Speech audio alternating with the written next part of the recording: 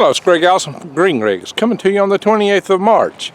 We have survived the trials and tribulations of the storms that went through much of Alabama. I'm in the northern part, and somehow we managed to survive the storms, but we sure got a lot of flooding out here with the water.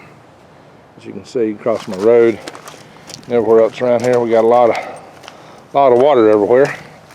Now I'm almost in the swamp part of my property, but the elevation does kick up here toward the back. My garlic is looking great.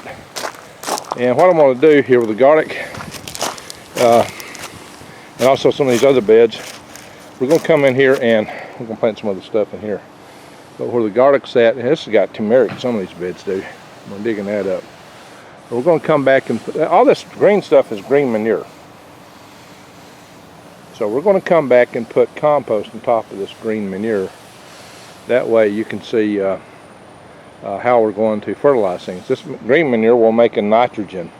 So I'm going to put worm castings right on top of it, because I got to fertilize this really intensely in natural fertilizer for my garlic to have enough to feed on, because it is really in there close packed. So we'll see how that does. This elephant garden should make huge bulbs, but being close packed like it is, it may not. So that will be the experiment. I'll do another video when we actually do that.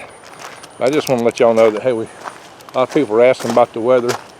I got through the weather, and the greenhouse is held up to the storms after the repairs, and it still could have used a little work in there. Anyway, that's what it is. So thank y'all for watching.